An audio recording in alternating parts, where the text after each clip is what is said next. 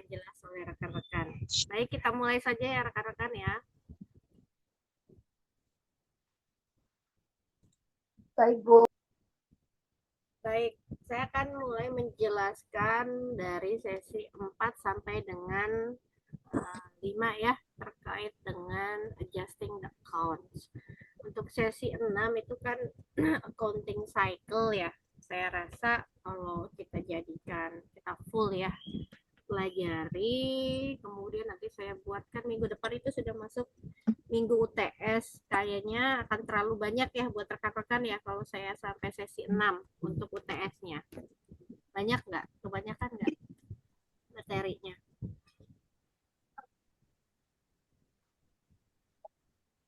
Gimana? Dicoba aja dulu, Bu.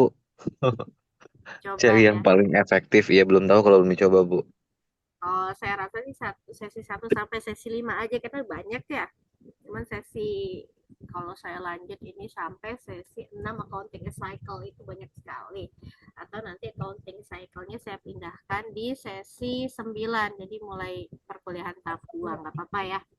Di 1 sampai 5 UTS. Jadi sesi nanti saya masukkan ke sesi 9 ya. Kalau bisa nih, karena saya juga agak kurang enak badan ya, nggak bisa lama-lama nih menjelaskan 2 sesi, kayaknya rasanya udah pusing ini ya. Oke, kita coba dulu nih sesi 4 sampai sesi 5. Sesi 4 itu terkait penyesuaian ya, jadi bagaimana menyusun jurnal penyesuaian yang rekan-rekan harus pahami terkait. Jadi rekan-rekan sudah baca ya, ada apa aja di sesi 4, sesi 5 mempelajari tentang apa?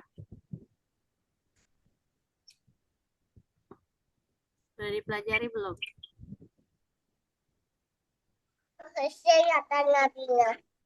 Terkait deferral sama accrual ya, kalau rekan-rekan udah baca nih. Saya mulai ya.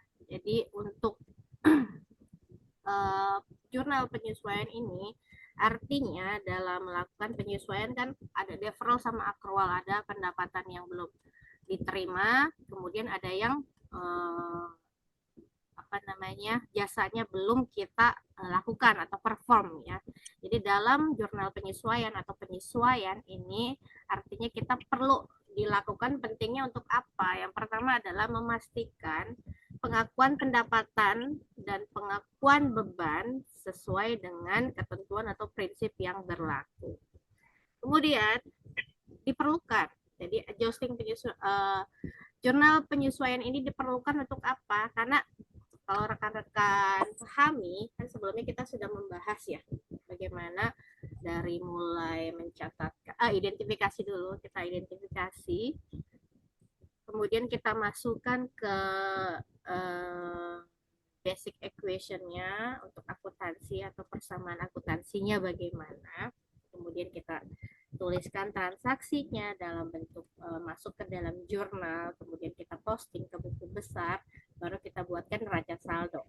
Nah, sampai neraca saldo itu kan sesi 1, 2, 3 ya, sampai neraca saldo. Nah, ini tentunya harus disesuaikan lagi bahwa ternyata kita cek lagi, misalkan pada saat kita menyusun neraca saldo ada beban atau pendapatan yang masih belum kita terima atau belum kita selesaikan. Nah, ketika sudah diselesaikan, otomatis kita harus sesuaikan kan transaksinya. Nah, kita buatlah jurnal penyesuaian. Kalau jurnal penyesuaiannya sudah dibuat, otomatis neraca saldo pun harus berubah. Maka ada yang namanya neraca saldo penyesuaian.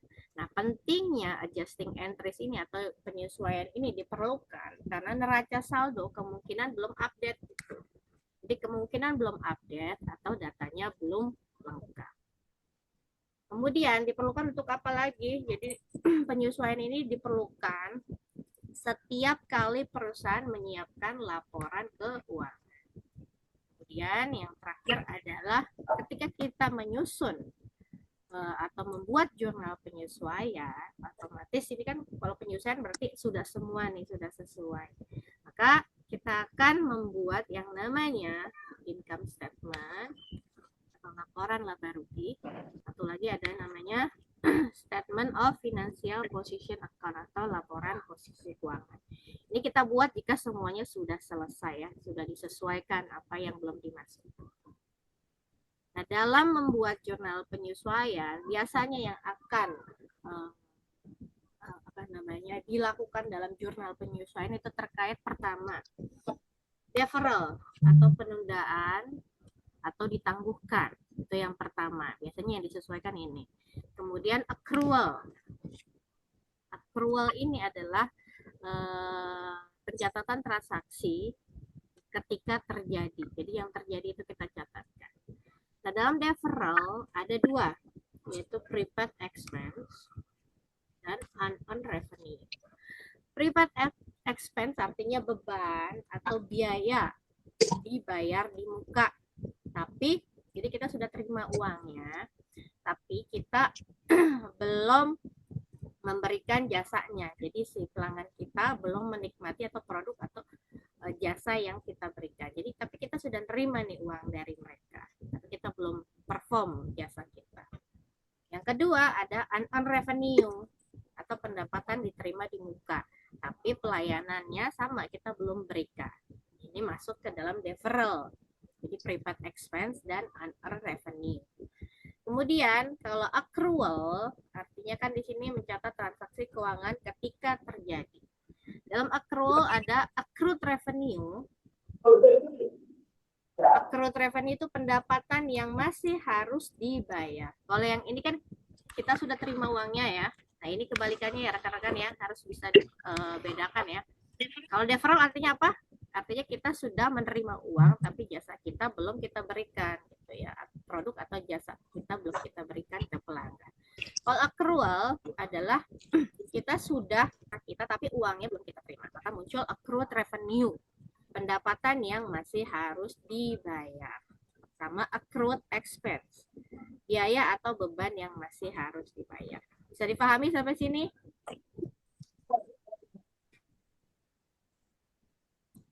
Bisa, Bu. Lanjut. Ya? Lanjut ya. Ya. Oke, kita bahas satu dulu. Prepaid expense. Ini termasuk ke dalam deferral. Karena kan harus paham, deferral timbul saat perusahaan sudah melakukan pembayaran tetapi barang atau jasanya belum diterima. Atau perusahaan sudah menerima uang tunai akan tetapi barang jasa belum diserahkan. Jadi kita sudah terima cash payment-nya sebelum dicatat, bebannya dicatat. Nah, biasanya yang termasuk ke dalam prepaid expense itu ada insurance, kemudian supplies, advertising, rent itu sewa ya, buildings dan equipment. Itu masuk ke dalam prepaid expense. Nah, bagaimana pencatatannya? Jadi ketika kita menemui transaksi yang termasuk dalam prepaid expense, artinya ketika kita melakukan penyesuaian, maka yang meningkat di sisi debit adalah expense account. Jadi akun beban itu akan meningkat di sisi debit. Yang berkurang apa? Yang dikredit adalah akun asetnya. Jadi ingat ya, kalau prepaid expense meningkat di sisi debit adalah termasuk ke dalam akun beban. Ini yang menurun adalah akun aset. Kita coba buat contoh di sini. Di sini termasuk ke dalam contoh deferral beban atau beban dibayar di muka. Jurnal untuk mencatat transaksi pembayaran uang muka atas jasa sewa mesin. Jadi kalau kita akan memberikan atau membayarkan sewa, maka sewa dibayar di mukanya. Ini saya mute dulu ya.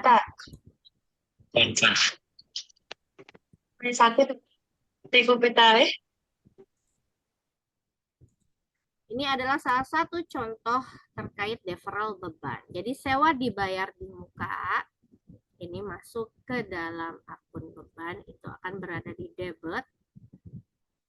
Kemudian karena sudah mengeluarkan pembayarannya, maka kas akan berkurang di kredit. Jadi ini debit, ini kredit. Jadi yang meningkat di sisi beban, yang berkurang di sisi aset, akunnya namanya kas. Itu ya. Kemudian dalam prepaid expense kan tadi yang termasuk adalah building gitu ya, equipment. Artinya prepaid expense ini biasanya kalau termasuk dalam gedung peralatan gitu, misalnya ada motor vehicles atau kendaraan, itu akan memunculkan yang namanya depresiasi ya, penyusutan daripada gedung, kan ada gedung, kemudian peralatan ataupun kendaraan. Jadi aset yang memiliki masa manfaat lebih dari satu periode biasanya akan mengeluarkan namanya depresiasi. Gedung kan memberikan manfaat lebih dari 1 tahun, tapi ini semua termasuk ke dalam akun aset, gitu ya.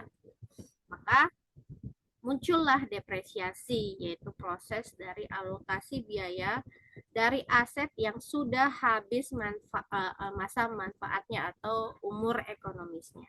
Kalau sudah habis, misalkan nih building dia punya waktu berapa tahun sih? Misalkan 10 atau 8 tahun lah ya.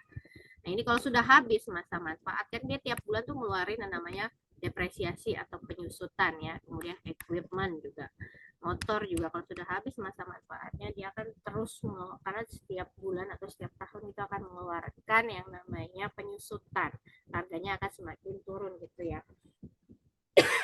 Nah ini namanya depresiasi. Nah depresiasi ini perubahannya itu tidak akan dicatatkan sebagai aset, namun sebagai beban, masuk ke dalam prepaid expense. Nah ini ada contoh untuk prepaid expense terkait depresiasi. Jadi di sini perusahaan Yachiji assume that depreciation, jadi mengasumsikan depresiasi dari peralatannya adalah 480 selama setahun. Kemudian dalam sebulan akan mengeluarkan penyusutan yaitu sebesar 40. Maka dicatat untuk penyusutannya. Depresiasi expense atau beban depresiasi akan berada di debit sebesar 40 dan akumulasi depresiasi akan berada di kredit sebesar 40. Ini kan sama-sama satu bisa dibilang satu akun, satu depresiasi ya. Nah, tapi beda dia, depresiasi expense yang pertama, kemudian yang kedua adalah akumulasi depresiasi. Nah, kalau rekan-rekan udah baca ini namanya akun kontra. Jadi dalam akuntansi adalah akun yang memiliki perbedaan dalam tata letak saldonya. Jadi kalau meskipun dia namanya satu depresiasi, tapi yang satu depresiasi expense berada di debit, akumulasi depresiasi berada di kredit, ini namanya akun kontra. Itu ya. Nah, depresiasi termasuk ke dalam prepaid expense. Nah, ini adalah analisis bagaimana kita melakukan pencatatan jurnal, kemudian kita mempostingnya ke dalam buku besar. Jadi basic analisisnya kita lihat bahwa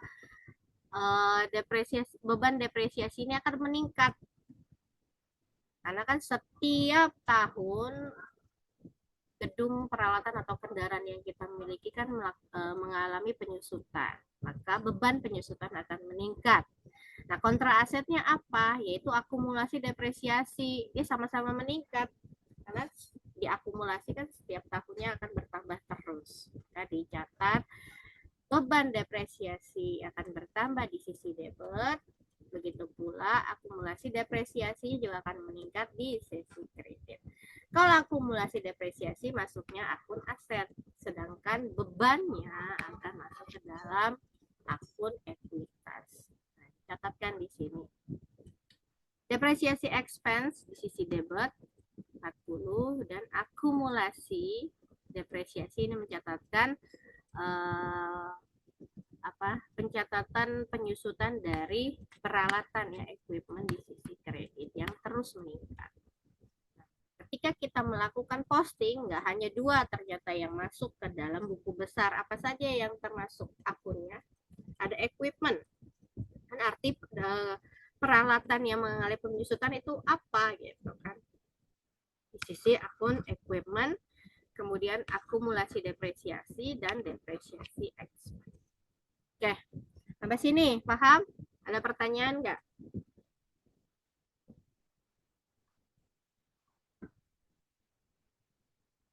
Nggak ada? Saya lanjut ya. Lanjut Bu, masih Lanjut, Bu. mengikuti Bu. Masih mengikuti Bu. Lanjut. Baik. Sekarang kita masuk ke statement presentasinya. Jadi setelah kita melakukan pencatatan terkait depresiasi, kan ada namanya depresiasi accumulation atau akumulasi dari depresiasi jumlah keseluruhan. Nah, ini akan muncul tepat setelah akun yang tadi peralatan itu dikompensasi. Jadi muncullah yang namanya nilai buku. Jadi nilai buku ini adalah nilai sisa dari peralatan tersebut. Misalkan kalau dia dalam waktu peralatan kita memiliki waktu 5 tahun gitu ya. Nah, kalau sampai habis masa manfaatnya tentunya nilai bukunya akan 0 gitu. Atau misalkan masih 4,5 tahun, maka masih ada selisih dong di sini. Maka kita bisa lihat berapa selisih nilai buku. Dan bagi aset, ini kan termasuk ke dalam aset. Aset yang mau dijual, nah kita lihat dari sisi nilai buku ini. Masih laku berapa peralatan tersebut ketika kita jual. Gitu ya. Jadi gunanya nilai buku adalah seperti itu. Jadi kita lihat dari equipment atau peralatan yang nilainya 4.000 kemudian mengalami penyusutan, dia kan masa manfaatnya tadi dilihat 1 tahun. Selama setiap bulannya mengalami penyusutan sebesar 40. Nah, berarti kita lihat setelah mengalami penyusutan pertama kali, berapa sisa nilai buku dari peralatan tersebut tinggal kita kurangi. 5.000 ini adalah harga dari peralatan tersebut atau nilai perolehan dari peralatan tersebut. 5.000 mengalami penyusutan yang pertama kali adalah 40, maka nilai bukunya adalah sisa 4.960. Ketika ingin dijual ya berarti nilainya adalah sekitar segini, 4.960. Itu ya rekan-rekan ya, untuk menilai dari peralatan yang mengalami penyusutan. Saya lanjut. Yang kedua adalah unearned revenue. Kalau tadi prepaid expense, sekarang unearned revenue. Ini masih termasuk ke dalam deferral. Jadi unearned revenue adalah pendapatan diterima di muka. Ini penerimaan kas yang dicatat sebagai kewajiban, tapi jasanya ini belum kita lakukan. Jadi kita sudah menerima uangnya, tapi kita belum bisa mencatat pendapatannya. Karena apa? Karena kita belum melakukan jasa tersebut. Kita baru terima uangnya. Pendapatannya kita baru terima di muka, tapi kita belum melakukan kewajiban kita atau melakukan jasa kita ke pelanggan. Nah, termasuk ke dalam revenue itu bisa dicatatkan dari sewa, pembelian tiket, kemudian langganan majalah, ya, kemudian deposit dari pelanggan. Ini termasuk ke dalam pencatatan unearned revenue. Dalam mencatatkan penyesuaiannya, ya. Jadi ketika kalau tadi kita sudah menerima uangnya, tapi jasanya belum dilakukan, tapi setelah jasa tersebut diselesaikan, maka jurnal penyesuaiannya perlu dibuat untuk mengakui besarnya pendapatan yang dihasilkan. Nah, unearned revenue di sini akan meningkat di sisi debit untuk akun liabilitas atau kewajiban. Kemudian juga meningkat, ini kalau sudah selesai ya, sudah selesai kita lakukan ya jasanya, di sisi pendapatan. Jadi kalau sudah kita, awalnya kita belum bisa catat, tapi ketika penyesuaian artinya kita sudah catat nih. Nah, yang bertambah ada di sisi debit, yaitu sisi kewajiban. Kemudian juga bertambah di sisi kredit, nama ditulis dengan revenue account. Kita contoh lagi di sini.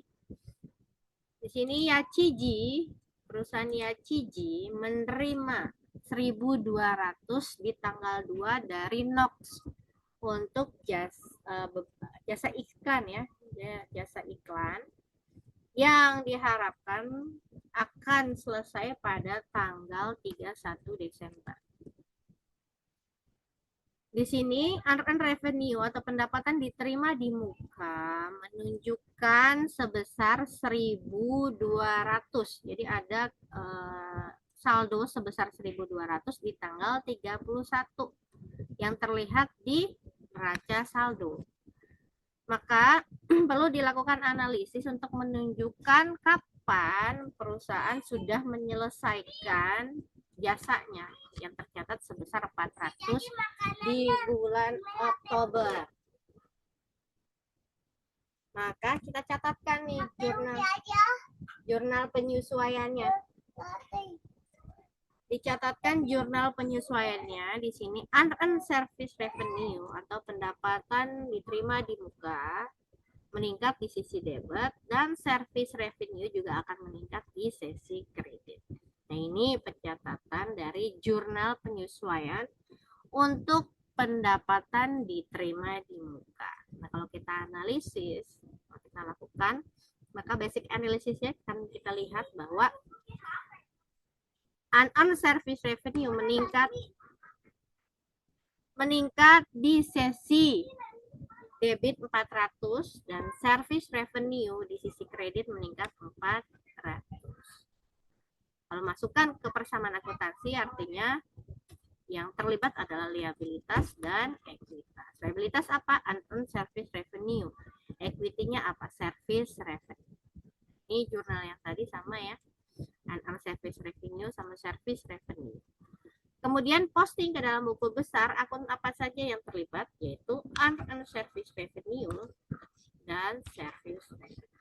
Ini untuk deferral ya. Jadi ada dua yang akan mempengaruhi jurnal penyesuaian, yaitu pertama prepaid expense dalam deferral ya.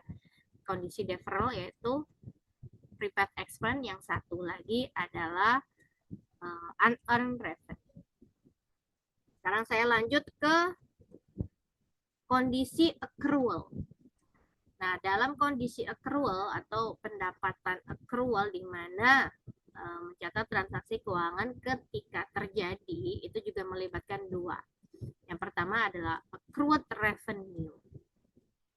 Ini adalah di mana kita sudah melakukan atau mencatatkan jasa kita. Jadi accrual terjadi saat barang sudah diberikan atau diserahkan atau jasa sudah dilakukan gitu ya. Tapi kita belum menerima pembayaran atau beban sudah terjadi tetapi perusahaan belum melakukan pembayaran. Maka yang dicatat adalah pendapatannya tapi uangnya belum kita terima gitu ya. Kalau yang termasuk ke dalam accrual. Nah, ini bisa terjadi biasanya terjadi untuk mencatatkan pertama sewa, bunga, dan jasa. Jadi apa yang sudah kita berikan tapi kita belum terima uang. Nah, untuk mencatatkan jurnal penyesuaian accrued revenue, maka yang kita catatkan kalau kita belum terima uangnya jatuhnya apa? Kita sudah nih berikan barang, namun ternyata dibelinya secara kredit, berarti munculnya apa?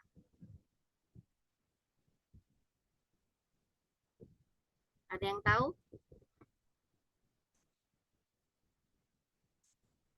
Boleh diulang, Bu?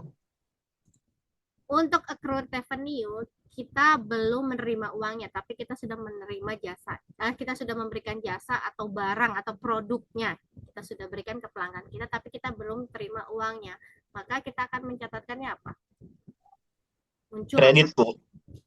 Dan muncul di penjualnya secara kredit, maka kita catatkan di perusahaan kita apa? Piutang bukan, Bu? Piutang. Piutang. Oh iya ya. Iya, Bu, piutang, Bu. Munculnya piutang ya.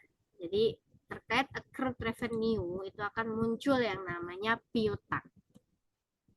Nah, Piutang, Bu. pencatatannya ya piutang. Dari sini, maka kalau dicatatkan untuk jurnal penyesuaiannya, yang meningkat adalah akun aset. Kemudian di sisi lain juga akan meningkat revenue account, tapi di kredit. Jadi kalau accrued revenue, jurnal penyesuaian akan mencatatkan piutang yang ada dan mencatat pendapatan layanan yang harus dilakukan atau yang telah dilakukan. Contoh di sini. Di bulan Oktober, perusahaan Yachiji memberikan jasa yang atau seharga lah ini sebesar 200, tapi belum dibayar oleh kliennya di bulan Oktober. Maka kan perlu kita catat nih agar kita, itu kan termasuk transaksi kan. Kita catatkan bagaimana muncullah yang namanya account receivable. Maka akun receivable termasuk ke dalam akun apa? Masih ingat nggak?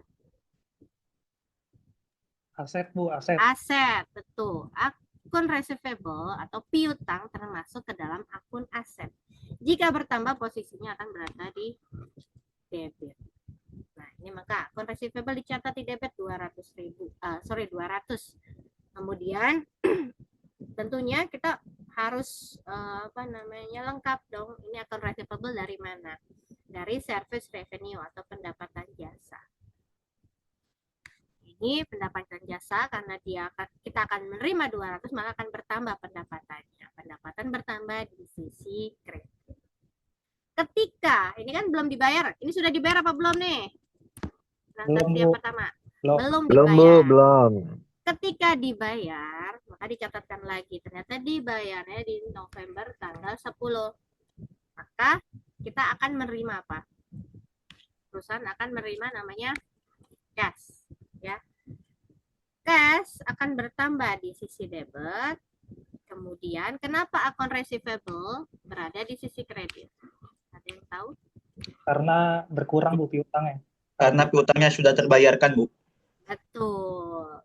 Karena sudah dibayar oleh klien kita, maka akun receivable akan berubah posisi di sisi kredit. Berarti dia akan berkurang. Kurang, Bu. Berkurang di sisi kredit. Karena di akun aset ya. Berkurang di sisi kredit. Account receivable. Oke, sampai sini paham ya? Iya, paham, Bu. Paham ya? Kalau sesi begini paham, Bu. Cuma kalau sendiri bingung lagi nanti. Itulah makanya Mas Denny harus terus pelajari. Biasanya kan cuman lihat di sini, oke paham. Begitu selesai, kalau nggak dibuka-buka lagi ya lupa lagi. Ya, Bu harus sering mengulang soal kayaknya. Betul. Nah ini basic analisisnya ya. Jadi ketika kita menemui transaksi seperti itu, kita harus paham bahwa akun receivable itu termasuk akun apa? Aset.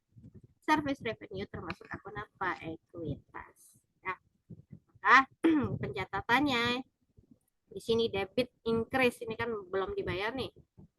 Kalau belum dibayar maka yang meningkat di sisi debit masih account receivable.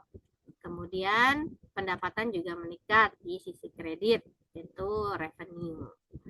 Kalau dicatat artinya akun receivable ini kan masuk ya sesuai dengan akun yang terjadi di jurnalnya sama service revenue untuk accrued revenue. Kemudian yang kedua adalah accrued expense. Jadi di sini terkait beban akrual atau beban yang telah terjadi. Jadi kita sudah sudah selesai tapi belum dibayarkan. Jadi sudah dicatat bebannya, tapi uangnya belum. Nah biasanya ini bunga, terkait bunga, pajak, dan gaji. Nah, kalau pencatatan ke dalam jurnal penyesuaian, maka yang meningkat adalah di sisi beban, juga ada di sisi kewajiban. Ini sama-sama kalau meningkat di debit adalah beban, meningkat di kredit adalah kewajibannya. Contoh, berarti ini terkait dengan bunga ya. Perusahaan Yachiji menyetujui pembayaran menggunakan wesel bayar seharga 5.000 di tanggal 1 dengan catatan bahwa Yachiji harus membayar bunga ya sebesar 12% selama setahun. Nanti apa yang harus kita hitung adalah bunganya. Nah, di sini. Ini kan wesel bayarnya 5.000. Bunganya 12% dalam waktunya atau periodenya selama 1 tahun. Maka kalau sebulan berapa bunganya? Itu 50 kan. Maka interest kita catat bebannya yaitu interest expense sebesar 50. Interest payable-nya yaitu 50. Jadi ini kan dia menandatangani wesel bayar sebesar ini 3 bulan ya. 3 bulan sebesar 5.000 pada tanggal 1 Oktober yang mana mengharuskan Yachiji membayar bunga dengan tingkat tahunan sebesar 12%. Maka berapa bunga yang harus kita bayar kan gitu untuk mencatatkan pengeluaran bunganya. Maka pada tanggal 31 Oktober, berarti di bulan pertama kan dia beli tanggal 1 ya. Di tanggal 31 dia sudah harus membayar bunganya. Maka berapa nilai bunganya? Dicatatkan interest expense atau beban bunganya sebesar 50. Hutang bunganya juga meningkat. Jadi ini beban bunga meningkat kan harus dibayar tiap itunya selesai ya sampai 3 bulan ini. Dan interest payable-nya juga selama 50 gitu. Meningkat di sisi kredit 50. Kalau kita lakukan analisis, maka di sini interest payable termasuk ke dalam akun liabilitas. Sedangkan interest expense masuk ke dalam akun ekuitas atau modal.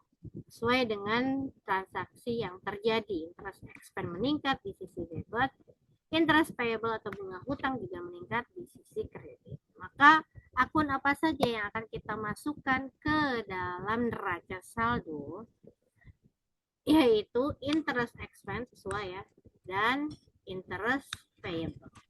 Ini kita catatkan ke dalam buku besar. Ini termasuk accrued expense. Nah, kalau sudah semua nih, deferral 2 akun tadi sudah, kemudian accrual juga sudah ya, 2 akunnya. Kalau deferral tadi ingat ya apa aja yang termasuk ke dalam deferral? Ada Mas Denny? Ada apa aja di deferral? Ya hadir Bu, ntar Bu. Yang lain? Prepaid expense, Bu. Ada prepaid expense sama satu lagi apa? Unearned revenue. Unrevenue. Revenue. Kalau accrual?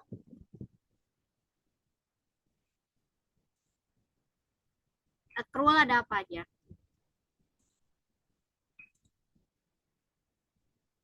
Satu, accrued revenue. Yang kedua apa?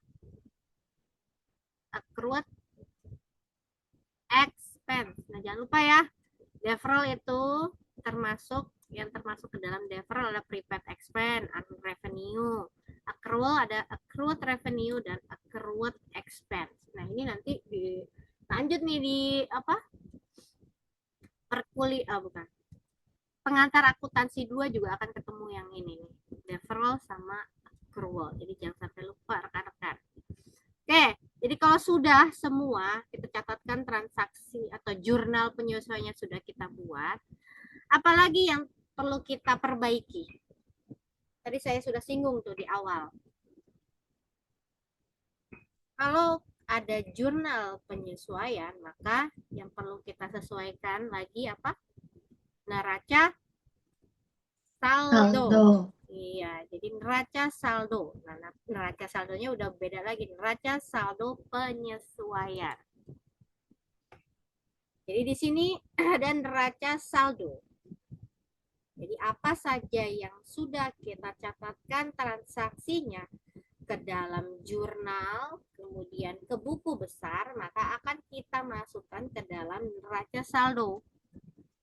Neraca saldo ini, kalau misalkan tadi ada jurnal penyesuaian, maka neraca saldonya kita buat 2 kali. Yang kedua adalah penyesuaiannya. Nah, dicatatkan apa saja yang sudah disesuaikan. Ini rekan-rekan bisa lihat nih yang merah-merah. Ini artinya yang sudah disesuaikan tadi. Ya. Maka otomatis nanti saldonya juga akan berubah. Dari saldo awal, misalnya kan nggak ada ya. Dari saldo awal sama saldo yang sudah disesuaikan akan berubah. Ditandai dengan yang warna merah-merah ini. Ini adalah hasil dari jurnal penyesuaian ya. Kalau awal kan kita tulis jurnal umum, kemudian kalau ada penyesuaian ditulis jurnal penyesuaian. Kalau sudah semuanya, ini kan berarti ini neraca saldo final ya, akan kita buat laporannya. Kita sesuaikan dengan data yang ada. Nah, untuk yang masuk ke dalam income statement, artinya yang sesuai. Akun-akun yang sesuai dengan income statement. Biasanya apa? Revenue, service revenue itu kan masuk. Expense. Jadi kalau laba rugi, rekan-rekan bisa lihat yang pertama di atas adalah pendapatan atau penjualan. Kemudian dikurangi dengan beban. Baru nanti dilihat berapa laba atau rugi. Kalau plus artinya laba, kalau minus artinya rugi. Sesuaikan. Nah, ini yang dimasukkan ke dalam laba rugi. Yang kedua, nah ini sebelum ke laporan posisi finansial, masuk ke laporan laba ditahan.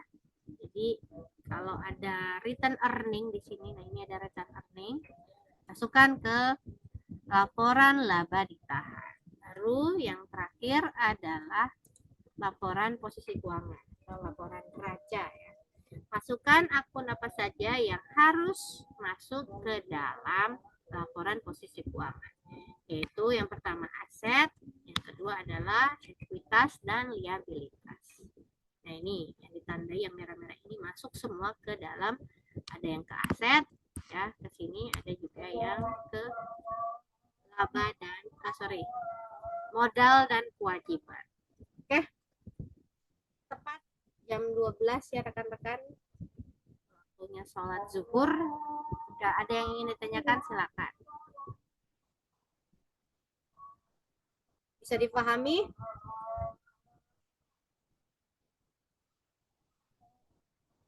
Insya Allah, Bu.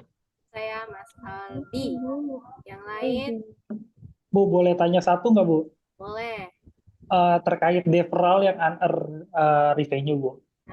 Itu kan kalau kita lihat di posting kan di Oktober tanggal 2 itu ada masuk 1.200 ya, Bu. Itu apakah dicatat di posting, Bu? Karena kan saya nggak tahu ya, mungkin ada sebelumnya ada sebelumnya jurnal entry-nya. Jurnal ya. Iya, betul, jurnal entry-nya atau belum gitu, Bu? Mana nih? Coba Yang posting on revenue, Bu.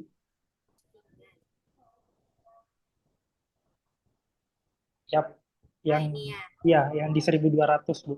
Ini mah sebelumnya. Oke, ya, Bu, maaf.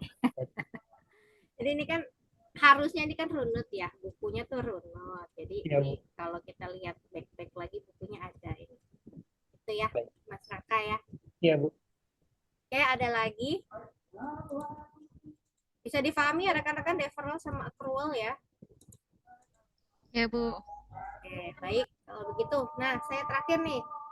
Ada pertanyaan nggak tentang tugas? Udah buka belum tugasnya? Oh iya Bu, belum. Ini gimana tugasnya Bu? Tanya tentang tugas. Coba dilihat dulu. Oh iya, Bu, berarti tentang tugas, Bu. Satu lagi ada, Bu.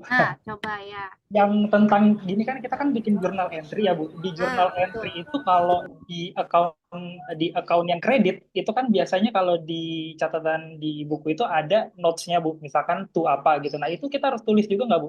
Atau account title aja? Langsung aja lah. Kalau udah ngerti ya, nggak perlu Oke. apa ya. Kalau udah Ya, ngerti. baik. Siap. Makasih, Bu. Sama-sama. Yang lain? Ibu, maaf. Ya. Assalamualaikum. Waalaikumsalam. Silakan. Itu tugasnya pakai Excel, Bu. Excel. Jangan pakai Excel ya, suka nggak bisa kebuka. Jadi dibuat Oh, aja pakai Word ya. gitu. Nah, nanti kalau di Pakai Word Excel aja. susah saya buka, nanti saya nggak nilai. Kosong.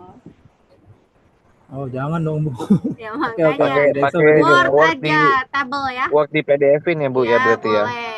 Word di PDF-in. PDF lebih gampang tuh kebuka kalau di LMS ya. Oke, siap, Bu. Makasih, Bu ya. Sama-sama. Ada lagi? Deadline-nya Bu, Ada di situ juga. Mas Denny nih kayaknya kurang buka nih. Buka dulu deh. ya Bu lagi repot Bu. Cuma ngikut dulu aja nih. Deadline-nya itu sesi 14, 2 minggu sebelum UAS ya. Ingat ya, 2 minggu sebelum UAS atau pada sesi 14. Karena sesi 16 kan kita UAS tuh. Berarti sesi 14 saya harap semua sudah mengumpulkan. Itu ya, Siap, rekan-rekan ya. Bu. Siap. Oke, kalau begitu terima kasih untuk yang sudah hadir. Minggu depan jangan lupa UTS ya dipersiapkan. Maka materinya dari sesi 1 sampai sesi 5 ya rekan-rekan ya. Dipelajari. Baik, Bu. Kemungkinan Baik, Bu. juga Oke, nih Bu. deferral sama accrual-nya akan saya keluarkan. Oke? Minta Jangan susah-susah ya, Bu. contohnya Bu diulang nih yang pikon hari ini. Kisi-kisi, Bu. Apa? Kenapa? Jangan susah-susah, Bu. Enggak susah. Bu, maaf tanya yang soal nomor 2, apa dibuat seperti kolom-kolom itu ya, Bu? Yang Ya, seperti soal betul. satu. Betul. Oh ya, makasih Bu. Sama-sama. Oke ya, kalau gitu ya rekan-rekan ya. Bu jangan lupa share ulang pikonnya Bu. Oh, oke. Nanti saya, ini kan udah saya record nih, nanti saya share lagi. Oke, terima kasih ya rekan-rekan. Saya tutup. Wassalamualaikum warahmatullahi wabarakatuh. Terima Ya, Bu. kasih, Bu. Waalaikumsalam, Wassalamualaikum Bu. warahmatullahi wabarakatuh.